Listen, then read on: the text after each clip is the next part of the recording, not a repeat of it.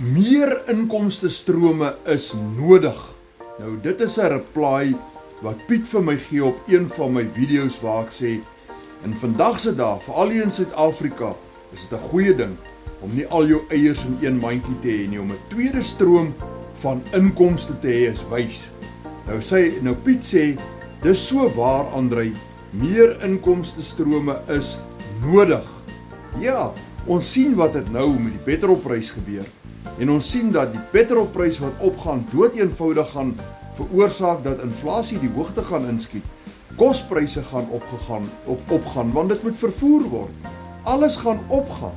Alles is onderhewe aan daai petrolprys, gaan so groot invloed hê op so baie fasette van ons lewe, op krag, op elektrisiteit, op alles.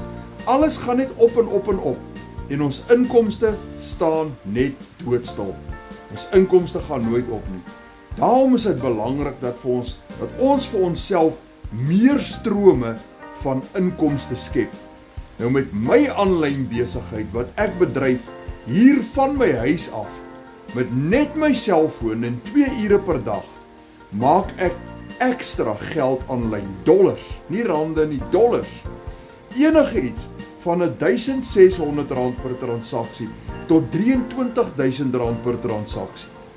Nou mense, in hierdie dae is dit baie, baie lekker om daardie tweede inkomste te kan hê.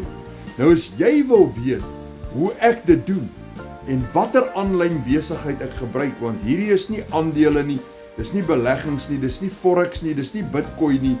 Hierdie is jou eie besigheid. Jou eie aanlyn besigheid, jy is die CEO, niemand bo jou nie, niemand onder jou nie.